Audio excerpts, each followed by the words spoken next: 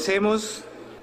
Trataré de ser lo más breve posible, porque sé que después de que haga esta breve presentación, pues habrán varias dudas y varios requerimientos por parte de ustedes en lo que tiene que ver la Unidad Nacional de Protección.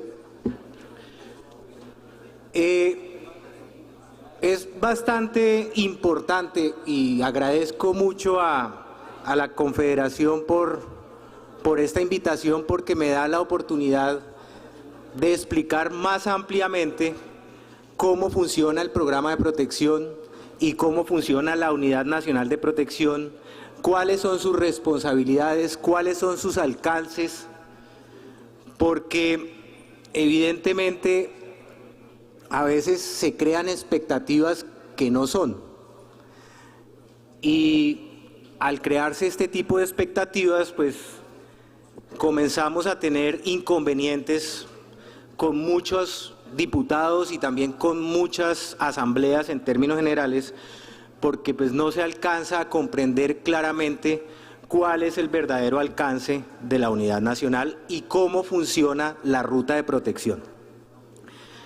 Después de lo que yo les explique de cómo funciona esta ruta, la idea es precisamente escucharlos para que a partir de ahí podamos concertar y podamos mirar qué opciones hay para mejorar la protección de muchos de ustedes, sobre todo pues teniendo en cuenta de que hay unas opciones en las cuales los departamentos y los municipios también pueden coayudar en mejorar la protección de los diputados. Hay una concepción, y yo como lo he dicho seguramente en varios escenarios, y que es una percepción, creo que sería, me atrevo a pensar de que hay que cambiarle el nombre a la Unidad Nacional de Protección, porque al tener este nombre, muchas personas piensan de que la Unidad Nacional de Protección es prácticamente la única entidad encargada del programa de protección a nivel nacional para absolutamente todo el mundo. Eso no es así. La Unidad Nacional de Protección es una unidad relativamente joven, tiene 4 años. A pesar de que el programa de protección que tiene el Estado colombiano viene desde 1997. Es tal vez el programa de protección más antiguo de todo el mundo. Es el único programa que existe en la connotación y en la envergadura que tiene en América Latina y tal vez en el mundo, reconocido por varias entidades extranjeras y por varias ONGs, pero eso precisamente lo hace tan robusto, llamémoslo así, y tan complejo de que se vuelve muy difícil atender a todas las poblaciones que nosotros atendemos, y valga la redundancia. Continuemos la presentación, perdón. Siguiente. El programa de protección como unidad fue creado mediante el decreto 4065 del 2011. Su principal objetivo es proteger a las personas vulnerables por característica de riesgo y a altos funcionarios públicos por característica de cargo. Aquí viene la primera diferencia que quiero explicarles. Los funcionarios públicos por cargo son protegidos principalmente por la Policía Nacional. Nosotros somos subsidiarios. Las personas vulnerables por riesgo son protegidas principalmente por la Unidad Nacional de Protección, y para su protección debe partir de un análisis de riesgo en el cual se identifique específicamente una amenaza individual. La Unidad Nacional de Protección es la que coordina en general el programa de protección, porque aquí, vuelvo e insisto, el programa de protección no es solo la Unidad Nacional de Protección. El programa de protección comprende varias entidades. La primera, como coordinadora, la Unidad Nacional de Protección. La segunda, la Policía Nacional. Otro programa de protección que es de la Fiscalía General de la Nación, el cual se encarga de proteger a todos sus funcionarios y a los testigos en los procesos en contra, en procesos de víctimas o en procesos contra el derecho internacional humanitario. El programa de la Procuraduría General de la Nación, que también se encarga de proteger a todos sus funcionarios. La Unidad Nacional de Protección es una entidad que tiene una personería jurídica, presupuesto propio, tiene autonomía presupuestal y financiera y es una entidad adscrita al Ministerio del Interior. No tenemos nada que ver con el Ministerio de Defensa. Somos una entidad estrictamente civil. ¿Por qué? Porque su origen viene o su misionalidad principal es proteger a los defensores de derechos humanos, que pues ahora miraremos todas o quiénes hacen parte o cómo podemos categorizar a los defensores de derechos humanos. ¿Cómo arrancamos? El programa de protección, como lo diría la Defensoría del Pueblo, es un programa rogado. No soy abogado, pero pues para los que son abogados lo entenderán. Rogado quiere decir que es por solicitud expresa de la persona que quiere protección. Nosotros no hacemos estudios de riesgo,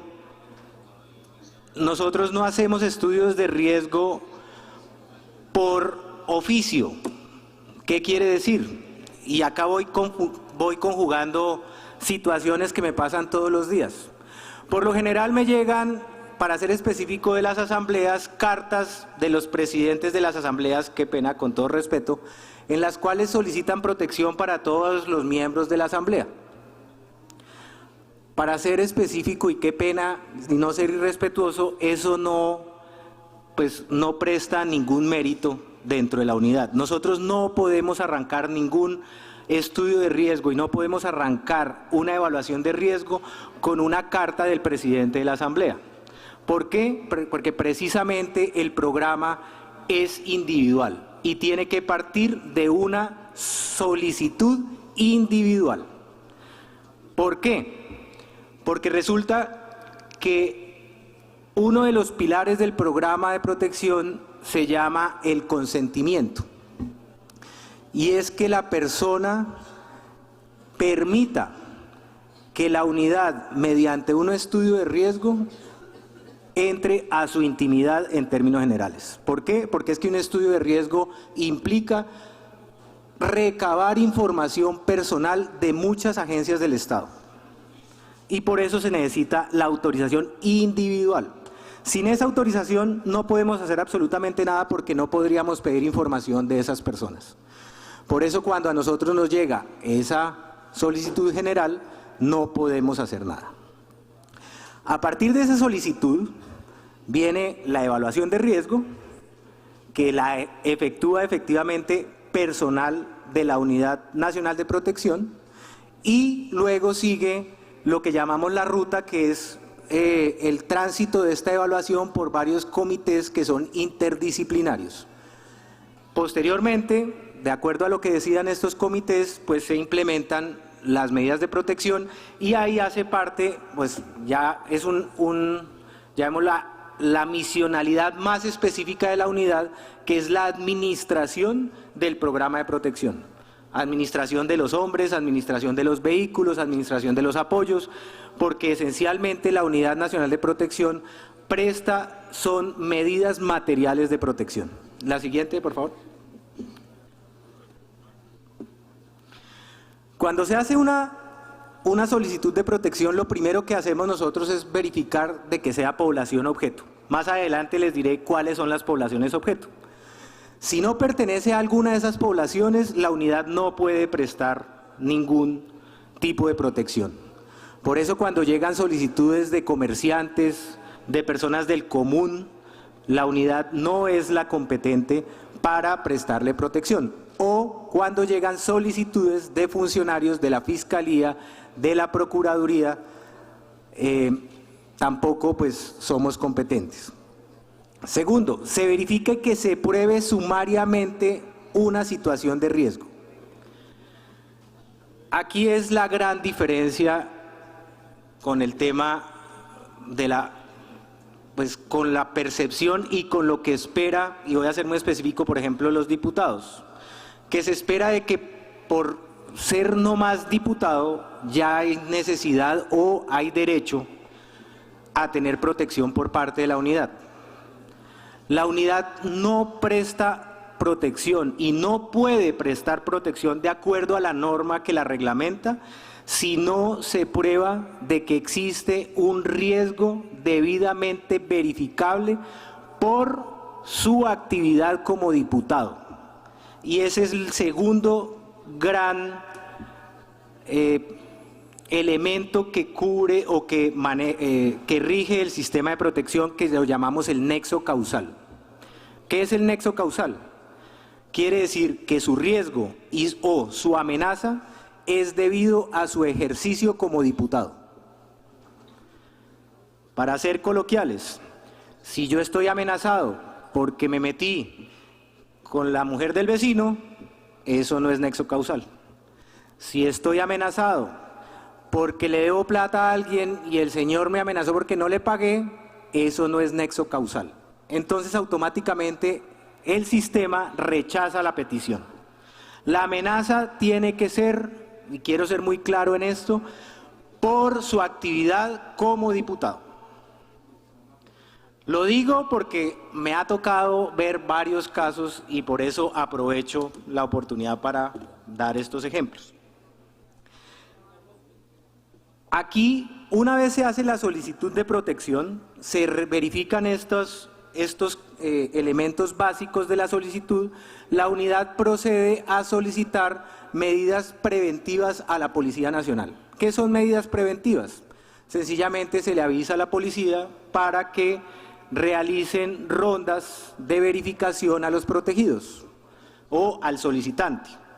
Como pues ustedes han visto, a algunos les ha pasado, el cuadrante pasa normalmente, pregunta en el sitio cómo está, hay alguna novedad, etcétera, etcétera, y quedan reportados. En algunos casos, la policía nombra plan padrino. Eso lo vemos muy comúnmente con diputados y también con concejales, donde la policía les asigna un agente para que esté pendiente de cualquier situación que pueda presentarse. Y adicionalmente, como estamos hablando de un caso de amenaza directa e individual, nosotros ponemos en conocimiento de la Fiscalía General de la Nación de este hecho para que la Fiscalía comience una investigación a partir de esa solicitud de protección. Por eso, cuando hay solicitudes de protección que no vienen o que no parten de una amenaza directa contra el funcionario, para ser específico, pues el proceso no fluye de igual forma que cuando pues no se presenta esta situación. La siguiente, por favor. ¿Cuáles son las poblaciones objeto por riesgo? Y vuelvo y reitero, por riesgo es porque tiene que existir amenaza y la medida de protección se da cuando se declara un riesgo extraordinario. Ahora entramos en esos términos. En general están los dirigentes o activistas de los grupos políticos, especialmente los grupos de oposición. ¿Qué quiere decir? Que pues si usted es activista del grupo, dirigente de un grupo político, pero adicionalmente es de la oposición, eso le sube la matriz, y ahora les comento qué es la matriz. O sea, eso sube el riesgo. Que sean dirigentes, representantes o activistas de organizaciones defensoras de derechos humanos, víctimas sociales, cívicas y otros, y se nos fue la señal. Bueno. Que sean dirigentes o activistas sindicales, que sean representantes o activistas gremiales, dirigentes o representantes o miembros de grupos étnicos, miembros de la misión médica, testigos de casos de violación de derechos humanos y de infracción al derecho internacional humanitario, periodistas y comunicadores sociales, víctimas de violaciones a los derechos humanitarios e infracciones al derecho internacional humanitario, servidores públicos que tengan o hayan tenido responsabilidad del diseño, coordinación o ejecución de las políticas de derechos humanos. La siguiente. Los dirigentes del movimiento M19, bueno, todos lo que llamemos los acuerdos de paz anteriores y los desmovilizados, los apoderados o profesionales forenses, Los docentes, a pesar que pues, los docentes tienen un tratamiento especial de acuerdo a un decreto, a una resolución reglamentaria. ¿Qué quiere decir? La medida de protección de un docente, se los comento porque muchos docentes también les preguntan a ustedes, la medida de protección de un docente regularmente es el traslado del docente de la zona de riesgo. O sea, es muy difícil tener maestros con escoltas armados en los colegios, en las escuelas. Los servidores públicos, que en esta categoría entran ustedes, salvo los funcionarios de la Procuraduría, de la Fiscalía, etcétera, etcétera. Se incluyen también por una reglamentación especial los reinsertados que pertenecen al programa de la Agencia Colombiana de Reintegración. Y aquí resalto, que está en rojito, un tema que les compete. Esto está en la norma. Y esto es bueno que ustedes lo conozcan porque es que me he encontrado en la gran mayoría de los departamentos de los municipios que las autoridades, especialmente las de policía y militares, desconocen esa norma. La seguridad de los diputados y concejales en zonas rurales es el Comando General de las Fuerzas Militares que asignará la responsabilidad concreta a los comandantes de fuerza en ejecución de acciones colectivas que permitan proteger la vida e integridad personal de los diputados y concejales en estas zonas. Porque aquí también me he encontrado de que esa es una gran preocupación de la mayoría de los diputados y de la mayoría de los concejales, sobre todo cuando se mueven en las zonas rurales y acuden a las autoridades, especialmente de Ejército y Policía, a solicitar apoyo o por lo menos que se haga refuerzo. Eso no quiere decir que es que le vayan a colocar una escolta personal de Ejército de Policía, pero lo que sí significa es que tienen la responsabilidad de ejecutar las acciones que sean necesarias para asegurar la zona en donde van a transitar los diputados o donde permanecen, porque es que hay diputados que también viven en zonas rurales. Y esa es una responsabilidad de la fuerza pública y está establecida por decreto y por ley. Entonces, cuando los comandantes dicen, no, es que no puedo, no, eso es una responsabilidad de ustedes. La seguridad de los servidores públicos es compartida entre la Policía Nacional y la Unidad Nacional de Protección. ¿Cómo es compartida? La norma nos dice, los hombres de protección de los servidores públicos los debe colocar la Policía Nacional y los medios los coloca la Unidad Nacional de Protección, pero la entidad a la cual pertenece el funcionario o servidor público debe, con cargo a su presupuesto, pagar esas medidas. Eso tiene una excepción. La excepción es que se demuestre y se certifique que esa entidad pública no cuenta con los recursos necesarios para cubrir el costo de esas medidas de protección. Ahora, hay casos en los cuales los hombres los coloca la Unidad Nacional de Protección. ¿Por qué? Porque la Unidad Nacional de Protección es subsidiaria.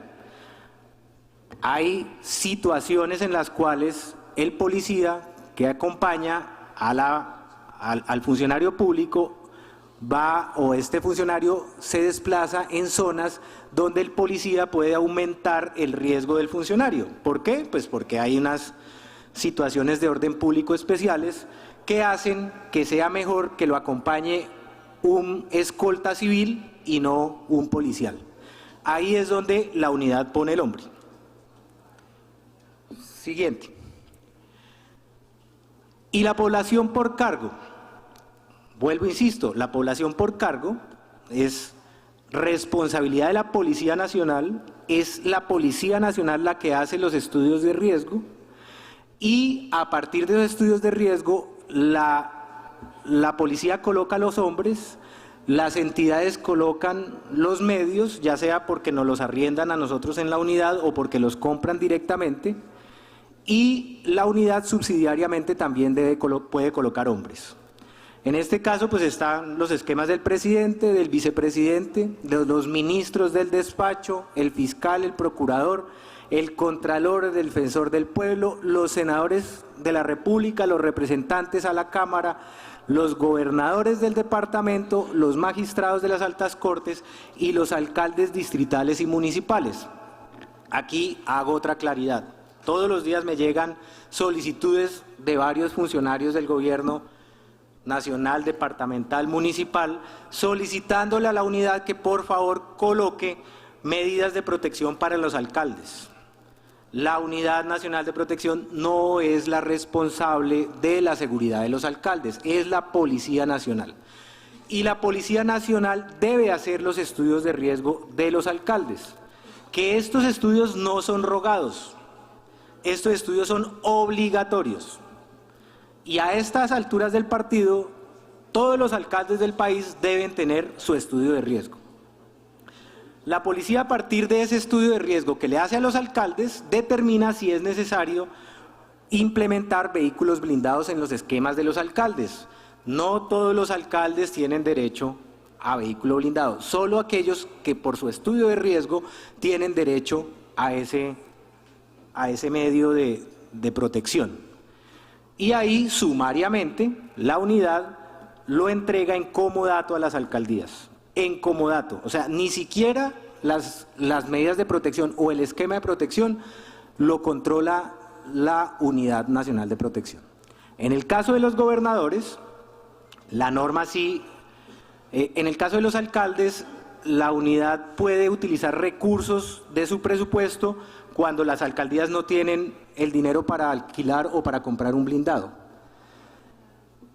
Pero en el caso de los gobernadores, la norma sí es taxativa. Los medios deben ser a costa del presupuesto de la gobernación. No podemos utilizar presupuesto de la unidad.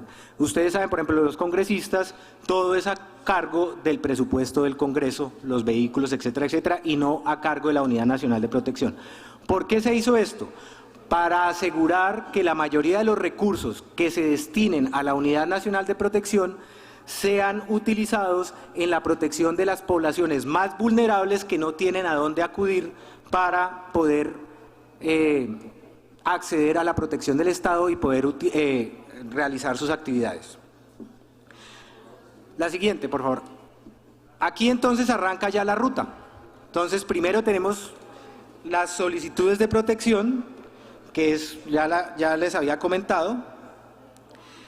Esto pasa a un primer grupo que se llama el CETRAI. Aquí vamos con las siglas. Este grupo, en términos generales, es el encargado de recopilar toda la información necesaria del peticionario. Esta información se procesa y se lleva a una matriz. Esto se vuelve numeritos. Esa matriz es una matriz que fue trabajada con la Corte Constitucional. Está perfectamente avalada por la Corte precisamente para darle peso jurídico a la matriz de riesgo y darle peso jurídico a las medidas de protección que se adopten. Esa matriz mide especialmente tres aspectos fundamentales. Uno, la vulnerabilidad de la persona. Dos, el nivel de amenaza. Y tres, el contexto en el cual donde se mueve o donde desarrolla las actividades la persona. De esa matriz aparece un numerito. Ese número o esa calificación va de 0 a 100. Entre 0 y 50 se cataloga, o pues 49.9 se cataloga como riesgo ordinario.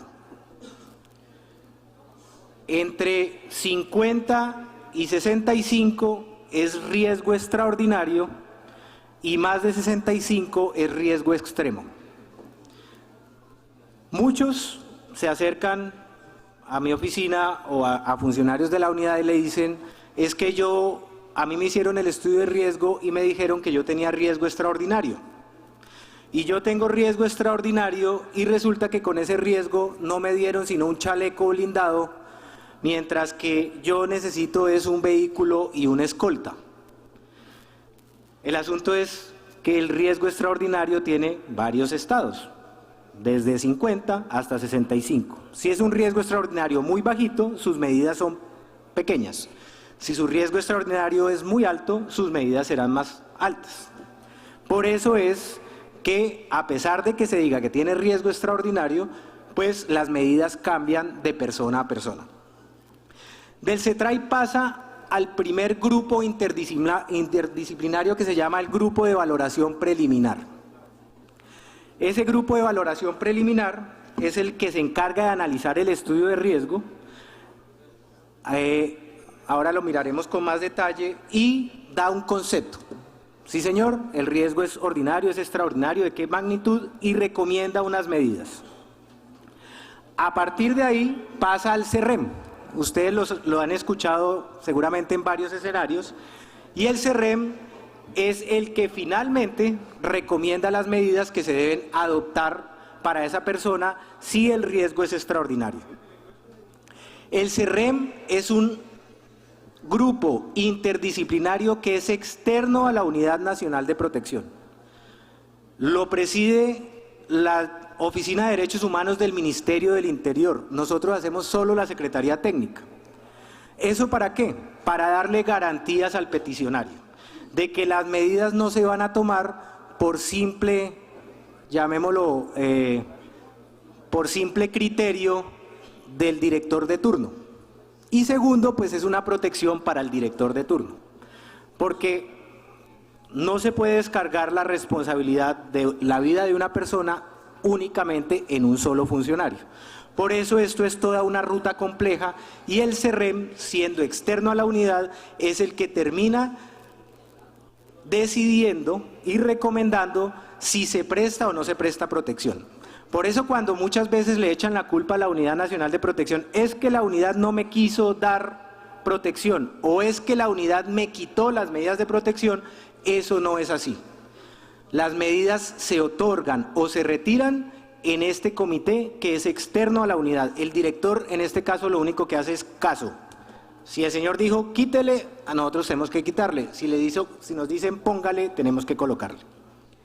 Y por último, después de que el CERREM da la medida, pues la unidad sí se tiene que encargar de implementarlo. Y ahí sí, todas las quejas contra la unidad que se quieran, que el vehículo se varó, que lo que me dieron no me lo implementaron, que el chaleco se rompió, que el celular no funcionó, porque esa sí es una responsabilidad directa de la unidad, que las cosas se implementen y que los esquemas funcionen.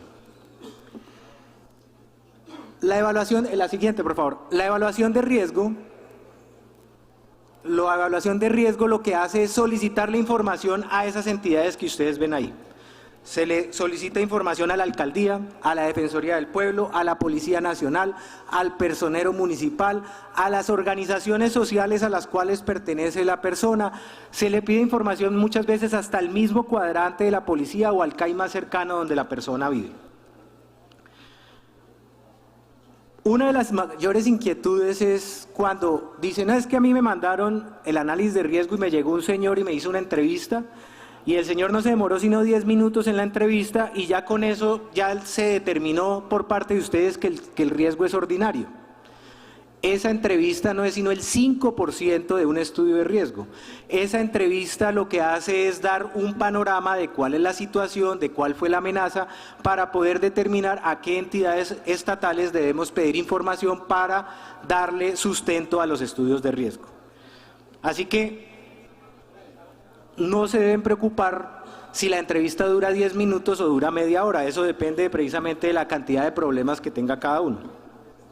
Y posteriormente, y adicionalmente hay otro factor que preocupa en los estudios de riesgo, y es que dicen, no, pero es que el señor ni siquiera conoce dónde vivo yo, el señor no sabe ni siquiera a qué departamento fue.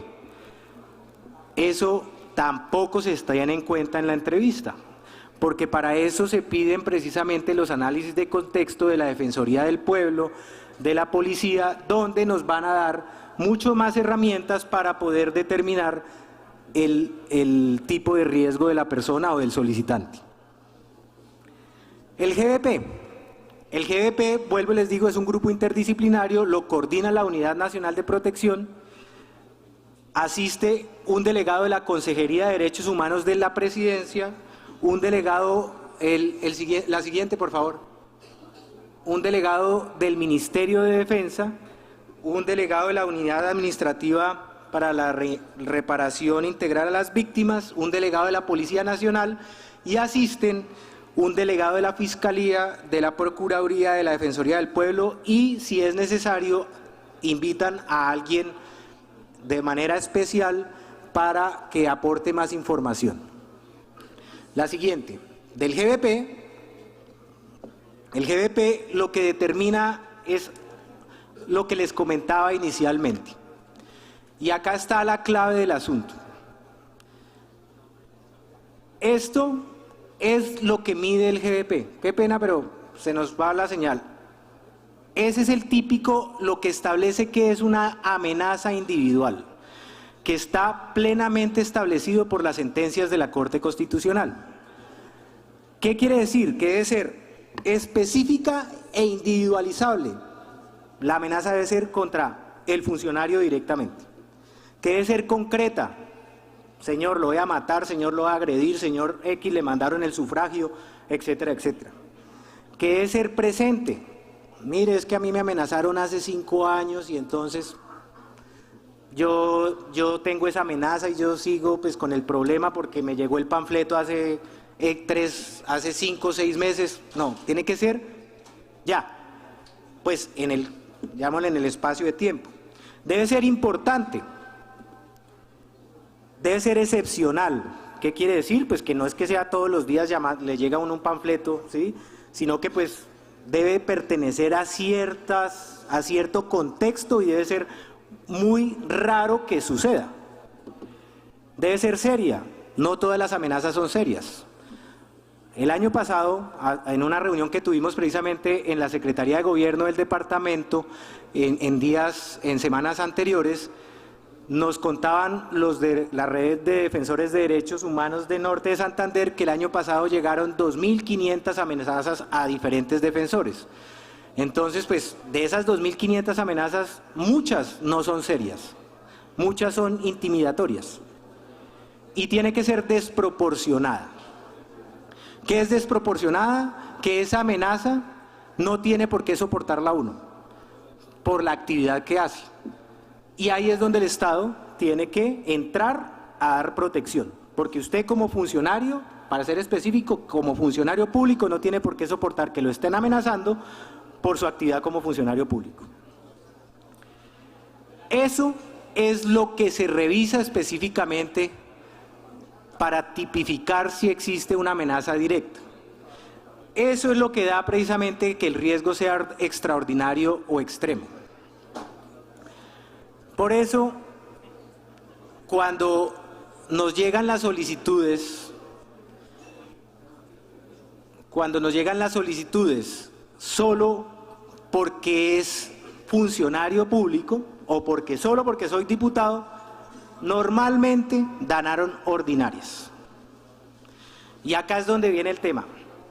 Sí, pero es que yo soy diputado y lo digo con todo el respeto en el departamento de Arauca. Y el departamento de Arauca tiene una situación de orden público compleja y el contexto en el cual nos movemos es un contexto de riesgo y entonces necesitamos que tengamos protección todos los diputados de Arauca. Yo no estoy diciendo que no se dé protección, lo que estoy diciendo en este instante o lo que voy a decir es que se debe dar protección, pero no desde la Unidad Nacional de Protección, porque la Unidad Nacional de Protección está diseñada única y exclusivamente para estos casos. Entonces, cuando sale el riesgo ordinario, ¿pero cómo voy a tener riesgo ordinario si yo estoy en esa zona? ¿Sí? Porque es que el riesgo ordinario es el riesgo que tiene cualquier persona que está en esa zona. Lo va a tener como diputado, lo va a tener como ciudadano, ¿sí? Que porque es un funcionario público y un diputado le aumenta un poco el riesgo, claro, pero no tanto como para que sea extraordinario. Y esa es ahí donde yo pido la primera colaboración. Claro que ahora cuando hablemos de otro tema, de las medidas excepcionales, pues seguramente pues, no operará esta colaboración, y es que las solicitudes de protección, por favor, hay que hacerlas solo cuando se cumplen estos casos. En este momento en la unidad tenemos 12.000 solicitudes de protección en proceso, porque con todo respeto, la mayoría de los concejales, la mayoría de los diputados recién nombrados o recién electos, nos están solicitando estudios de riesgo, y eso pues nos tiene colapsada pues la ruta. Por eso acá respondo otra queja que seguramente nos dirán o me dirán más tarde. Es que yo solicité en enero y estamos en abril, o mejor dicho en mayo, y todavía no me han dado razón, porque es que estamos tan complicados con los estudios por la magnitud y por la cantidad que se nos están alargando los plazos y los tiempos de los estudios de riesgo. El CERREM, pero se fue, bueno, la que siga. El CERREM, vuelvo, insisto, es un ente externo a la unidad, el cual lo preside la Dirección de Derechos Humanos del Ministerio del Interior. La Consejería Presidencial de Derechos Humanos tiene un delegado, la Oficina de Derechos Humanos de la Policía Nacional tiene un delegado, la Unidad de Víctimas tiene delegado, la División de Protección de la Policía tiene un delegado, la Fiscalía envía su delegado, Procuraduría, Defensoría y 4 delegados del Grupo Poblacional. De ustedes van 4. De la Confederación de Diputados asisten a estos comités, ahí se discuten finalmente los casos y se determinan las medidas. Una vez el CERREM determina, la unidad, o mejor dicho, el director saca un acto administrativo basado en esa recomendación y se implementa la medida. Si el CERREM determina que es ordinario, el director no puede hacer nada diferente a lo que hay en el CERREM. ¿Por qué? Porque me meto en problemas. Ese es el soporte jurídico de las medidas de protección y es el soporte precisamente ante la Contraloría de cómo poder utilizar el presupuesto cuando las medidas son otorgadas. Eso es, de esta forma funciona la ruta. Ahora voy específicamente a las preocupaciones de ustedes como diputados. Efectivamente, hay muchos riesgos. Hay un contexto complicado en varios departamentos. El asunto es que como Unidad Nacional de Protección no podemos dar esquemas individuales si no se cumplen estas premisas o esta ruta que yo les acabo de comentar. Si no, vuelvo e insisto, estaríamos cometiendo o estaríamos en contra de la norma y de la ley. Por eso hay asambleas en las cuales, después de hacer los estudios de riesgo, encontramos de que a 2 o 3 diputados se les dan medidas y al resto no. ¿Por qué? Porque seguramente esos 3 diputados, por alguna circunstancia especial, como que son de la izquierda o que son de la derecha, porque eso hay de todo, o que son oposición, pero además de ser oposición, es una oposición que es constante, de denuncia, ¿sí?, que le ha generado una amenaza, entonces evidentemente eso le cambia el riesgo. Pero el resto de los diputados entonces se ponen disgustados porque a Pedro le dieron y a Juan no. Ese es el tema. ¿Qué hemos hecho nosotros desde la unidad? Porque a nosotros lo que nos interesa es colaborar. A nosotros nos interesa es trabajar de la mano de las asambleas, de los departamentos y de los municipios para procurar la seguridad de los diputados. El año pasado logramos 2 cosas importantes que yo creo que a ustedes en varios escenarios les han comentado. Una, basado precisamente en el decreto de protección, el Ministerio del Interior sacó un concepto. Que estamos muy desordenados con esto. Sacó un concepto en el cual los fondos de seguridad de cada departamento pueden utilizar sus recursos para los recursos del Fondo de Seguridad para la protección de los diputados y también del gobernador. No, los fondos de seguridad son creados específicamente y ahorita seguramente la doctora Sandra de Vía les explicará con más detenimiento, porque pues el funcionamiento general pues lo conozco. Eso es un fondo que se alimenta de un porcentaje sobre la contratación pública de cada departamento. ¿Qué quiere decir? Esa plata es del departamento. Y el departamento lo que debe hacer es unos planes de seguridad, ¿sí?, y de protección, y con esos fondos repartirlos de la mejor forma. ¿En quiénes? En todas las entidades del Estado que tienen alguna responsabilidad de seguridad o protección.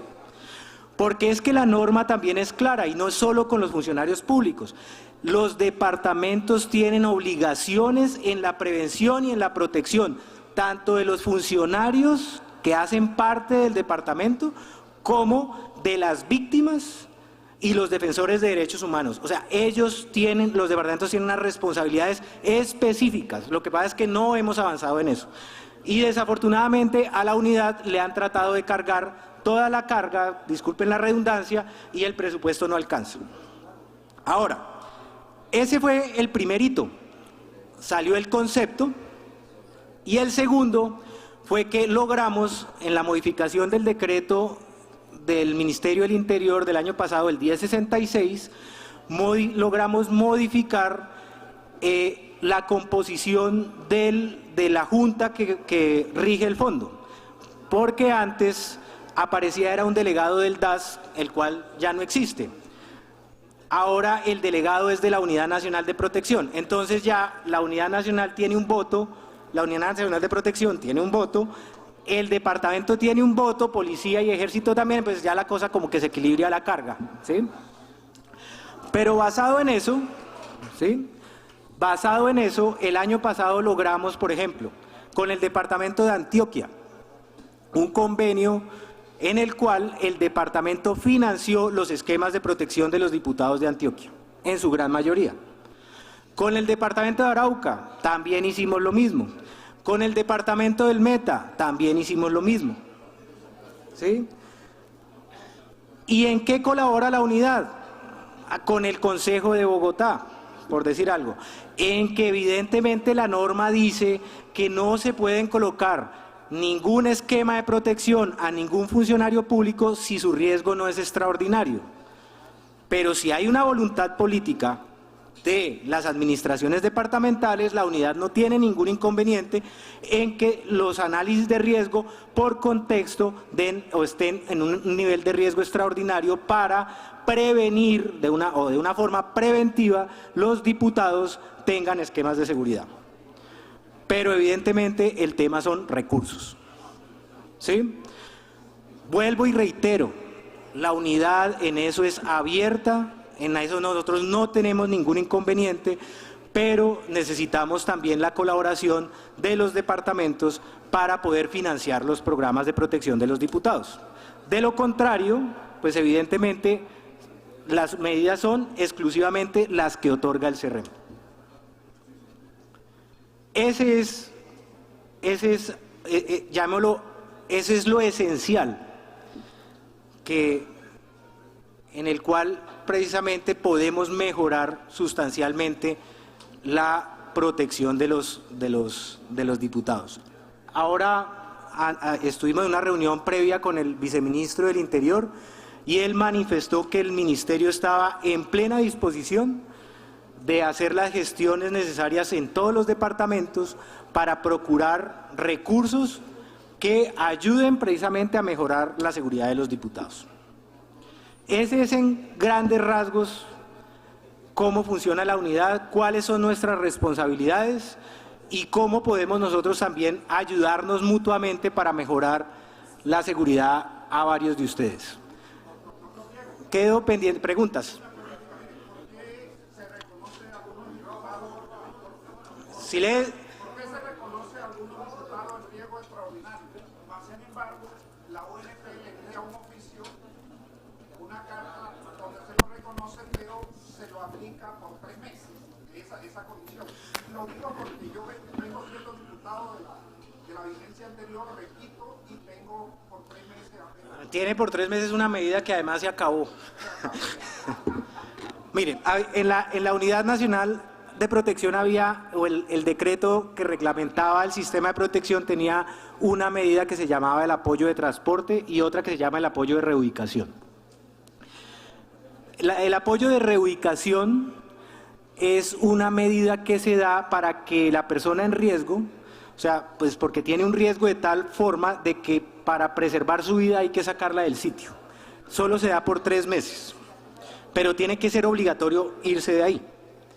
El apoyo de transporte existía y se daba hasta por 12 meses, hasta, o sea, podía ser por 1, por 2, por 5 o por 12 meses.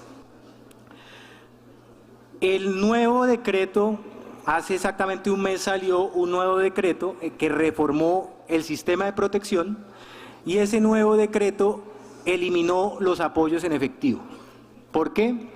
Porque existen varios conceptos de la Procuraduría General y de diferentes ONGs, incluida de la Comisión Interamericana de Derechos Humanos, que le dice al Estado, la protección no puede ser con un fajo de billetes en términos generales. Eso no es proteger a nadie. Usted, si alguien está en riesgo con un salario mínimo, no le está salvando la vida. Usted tiene que buscar medidas diferentes que puedan ser protección o que ayuden a la protección efectiva de esas personas. Por eso, eso se eliminó. A partir del mes de abril, el CERREM no está otorgando medidas en efectivo, salvo que sean de reubicación. ¿Qué vamos a hacer?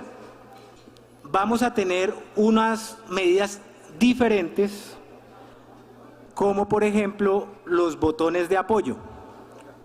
Los botones de apoyo serán una especie de dispositivos, los cuales, si ustedes los accionan, generan una alarma y nosotros haremos una reacción inmediata, sea de la unidad o sea de la policía, o en su defecto se abre un canal de 2 vías para poder establecer qué riesgo tiene esa persona. Ahora, ese botón no se le da a todo el mundo, solo a aquellos que tienen un riesgo extraordinario, pero muy pequeño, ¿sí? De una matriz pequeña.